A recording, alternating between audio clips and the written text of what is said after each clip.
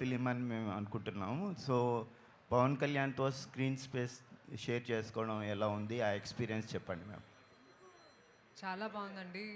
చాలాసార్లు చెప్పాను నేను ఆయనకి పెద్ద ఫ్యాన్ అని. వర్క్ చేసే ముందు కూడా చాలా ఇంటర్వ్యూస్లో కూడా చెప్పాను. And I think it was a dream come true moment for me. And నేను ఇది కూడా చెప్పాను దట్ చాలా తక్కువగా మాట్లాడతారు కానీ ప్రతి ఒక్క మాటలో ఒక విలువ ఉంటుంది. సో చాలా నేర్చుకున్నాను ఆయనతో పని చేస్తున్నప్పుడు. I learnt about stardom, I learnt about humility, హంబల్గా ఉండాలి no matter where life takes you.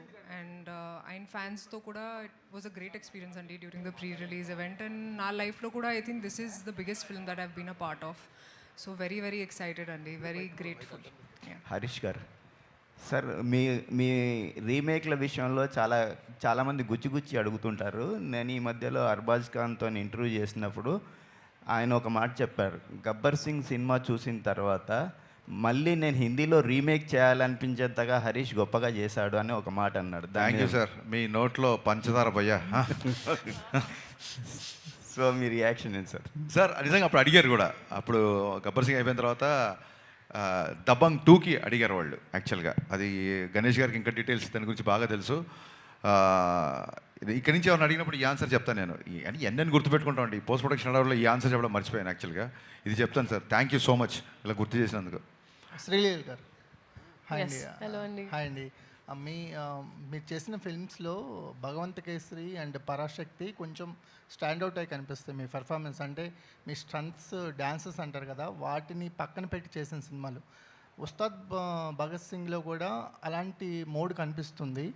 ఎలాంటి ఎక్స్పెక్టేషన్స్ ఉన్నారు? అంటే మీ స్ట్రెంత్ శ్రీలీల అంటే వేరే డ్యాన్సెస్ అంటారు కదా, అవి పక్కన పెట్టి కొన్ని సినిమాలు చేస్తున్నారు కదా, పరాశక్తి కానీ భగవంత్ కేసరి కానీ.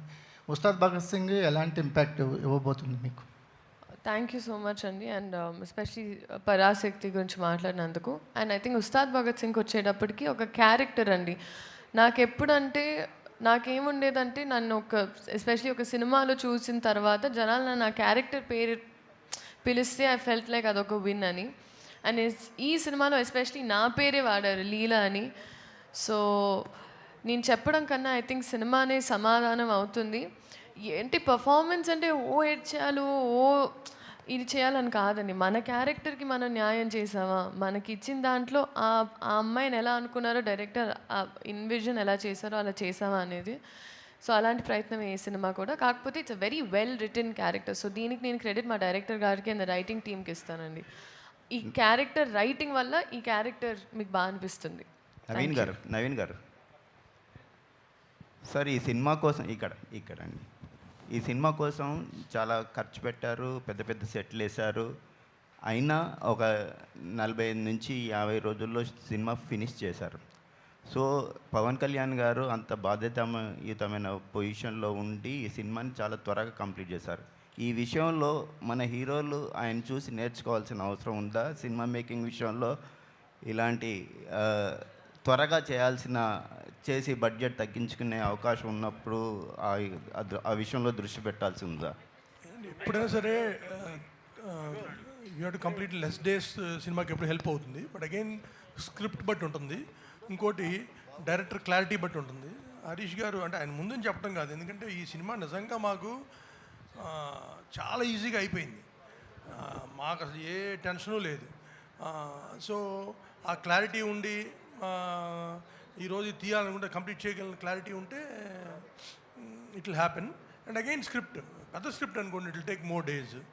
సో అదంతా డెఫినెట్గా ఎప్పుడైనా సరే డేస్ తగ్గితే it will help the project కానీ బడ్జెట్ తగ్గుతుంది, which is good for the producer, which is good for the entire chain.